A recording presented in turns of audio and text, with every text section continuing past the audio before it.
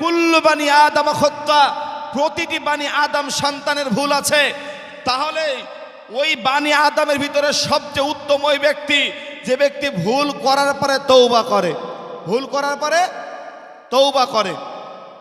এই বিরাশিদজি বলেছেন মানুষ, তিনটি মানুষ নিষ্পাপ হয়ে যায়। কয়টা মানুষ? তিনটি মানুষ। একজন অমুসলমান যখন ইসলাম ধর্ম গ্রহণ করে তার পূর্বেকার যত গুনাহগুলো আল্লাহ ক্ষমা করে দেয়, নিষ্পাপ বানিয়ে দেয়, বলুন সুবহানাল্লাহ। দ্বিতীয় নম্বরে একটা বাচ্চা ছেলে মায়ের পেট থেকে জন্মগ্রহণ করে নিষ্পাপ হয়ে, কি পাপ হয়ে? নিষ্পাপ হয়ে। আর নবীজি বলেন 3 নম্বরে যদি কোনো ব্যক্তি খালেস অন্তরে আল্লাহর কাছে তওবা করে, আল্লাহর নবী জানিয়ে দিয়েছেন ওই তওবা যদি আল্লাহ কবুল করে নেয়, নবীজি বলেন একটা সন্তান মায়ের পেট থেকে যেমন নিষ্পাপ হয়ে বাইর হয়, আমার রব ওই ব্যক্তির তওবা কবুল করলে ওই ব্যক্তিকে ওই বাচ্চা ছেলের মতো নিষ্পাপ বানিয়ে দেয়, বলুন সুবহানাল্লাহ।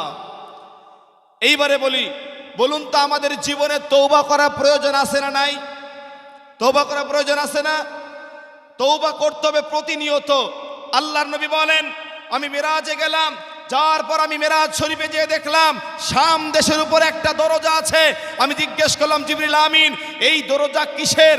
আল্লাহর নবীকে উত্তর দিয়ে বলছেন আল্লাহর নবী এই দরজাটা হলো তওবা নামক দরজা, এই দরজাটার নাম হলো তওবা নামক দরজা। নবীজি বললেন এই দরজা কত বড়?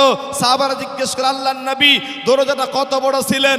নবী বলেন পায়ে হেঁটে অথবা কোনো যানবাহনে চড়ে 40 অথবা 70 বছর লাগতো দরজার এক প্রান্ত থেকে অপর প্রান্ত যেতে। নবীজি বলেন এই তওবা নামক দরজা আল্লাহ রাব্বুল আলামিন 2 সময় বন্ধ করে দেয়। কয় সময়? 2 সময় তওবা কবুল হয় না। সাহাবারা জিজ্ঞেস করল আল্লাহর নবী কোন কোন সময় আল্লাহ পাক তওবা কবুল করে না? নবী বলেন এক, মানুষ যখন মৃত্যুর শয্যায়, মানুষ যখন মরে যায় একেবারে মালাকুল মউতকে দেখেছে, তখন বলে আল্লাহ আমি তোমাকে বিশ্বাস করলাম, ঈমান আনলাম। বলুন তো ঈমান কাজে লাগবে? ঈমান কাজে লাগবে না। উদাহরণ দিই কোরআন থেকে। পৃথিবীর ভিতরে সবচেয়ে জালেম নাম হলো ফেরাউন। নাম কি? ফেরাউন। এই ফেরাউনের মতন জালেম, পাপাচার, পাপিষ্ট, আল্লাহদ্রোহী পৃথিবীর জমিনে নাই। আছে নাকি? পৃথিবীর জমিনে নাই। আপনি যতই বলুন না কেন আজকে মুসলমানদের উপরে নির্যাতন হয়, গোটা পৃথিবীর মুসলমানদের প্রতি নির্যাতন। মায়ানমারে 2015 সালে অং সান সু চি প্রায় 10 লক্ষ মুসলমানকে আগুন দিয়ে জ্বালিয়ে ফেলেছিল। আপনি যান, কোথায় যাবেন?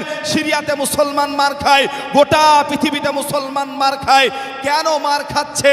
কিসের জন্য মার খাচ্ছে? এটাও একটা বোঝার বিষয় আছে। আল্লাহ বলেছিল ওয়া কান হাক্কান আলাইনা নাসরুল মুমিনিন, তোমরা 100% মুমিন হয়ে যাও, সাহায্য আমি আল্লাহর তরফ থেকে আসবে। আল্লাহ বলেছিলেন ওয়ালা তাহিনু ওয়ালা তাহজান ওয়া আনতুমুল আলাউনা ইন কুনতুম মুমিনিন। আল্লাহ বলেছিলেন তোমরা 100% ঈমানদার হয়ে যাও, আমি রব তোমাদেরকে বলছি তোমরা মুমিন হয়ে যাও, তোমার ভয়ও নাই, তোমার চিন্তাও নাই। অতএব একটা কথা মনে রাখবেন, গোটা পৃথিবীর বুকে গোটা নাস্তিক বলেন সবার মূল উদ্দেশ্য হলো এই মুসলমানদেরকে পৃথিবী থেকে কি করে রেখে হটানো যায়, কি করে সরানো যায়। মূল উদ্দেশ্য হচ্ছে সমস্ত বেঈমানদের। তো অতএব যত বেঈমান দুনিয়াতে আছে সমস্ত বেঈমানদের সর্দার যাকে বলা হয় উনি হলেন ফেরাউন। নাম কি? ফেরাউন। কত বড় জালেম আল্লাহ বলেন। ফেরাউন বলেছিলেন আনা রব্বুকুমুল আ'লা, আমি হলাম সর্বশ্রেষ্ঠ রব, আমি হলাম আল্লাহ। তিনি নিজেকে আল্লাহ দাবি করেছিল। বলুন তো এত বড় জালেম পৃথিবীতে আছে যে নিজেকে রব দাবি করেছে? ফেরাউন নিজে প্রায় 40,000 বাচ্চাকে, সন্তানকে হত্যা করেছে। এত বড় জালেম। তো ফেরাউন যখন ওই পানিতে ডুবে যখন মারা যাচ্ছে, জিবরিল আমিন বলেন আমি ওই সময়তে নীল নদ থেকে কাদা তুলে তুলে ফেরাউনের মুখে মারছিলাম। কেন? তো ফেরাউন যখন ডুবছিল আর হাবুডুবু খাচ্ছিল, সেই সময় বলেছিল আল্লাহ আমি মুসা এবং হারুনের আল্লাহর প্রতি ঈমান আনলাম, আমি মুসা এবং হারুনের আল্লাহর প্রতি ঈমান আনলাম। আল্লাহ বলেন ফেরাউন তোর এই তওবা কবুল হবে না, কারণ মৌতের কালে মানুষের তওবা কবুল হবে না। একটা গেল।